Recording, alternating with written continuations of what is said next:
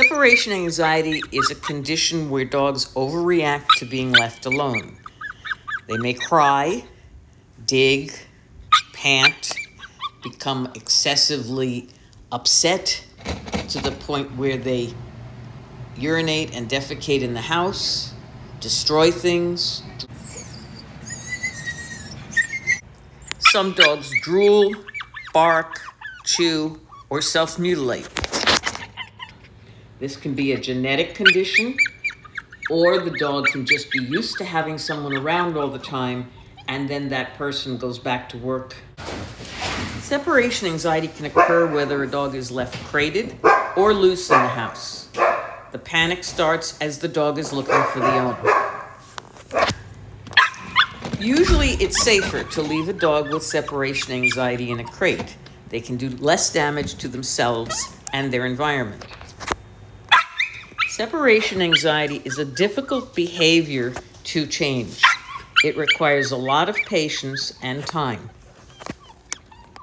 The reason for this is that from the dog's point of view, they are left, they act hysterical, they bark, they dig, they try and break out, they run around, they destroy things, and then their owner returns, and that rewards the undesirable behavior.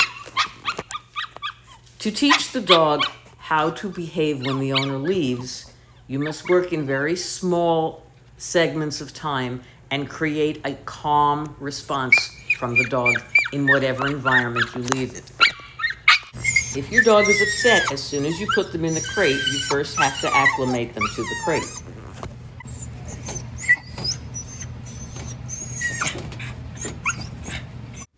To retrain the dog to like the crate, I begin with an open crate and put food on the way to the crate. Little by little, the dog goes further and further. The crate door remains open. Eventually, the dog gets in the crate and will learn to turn around.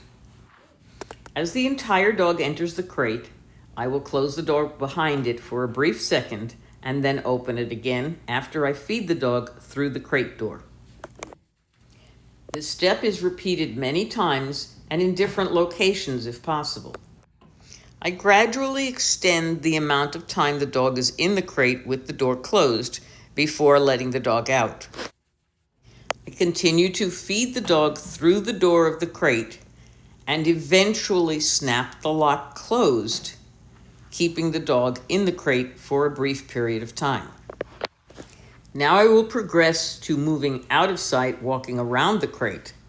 The dog can still see me and can still eat food through the crate. My goal is to create as much calm time in the crate as possible.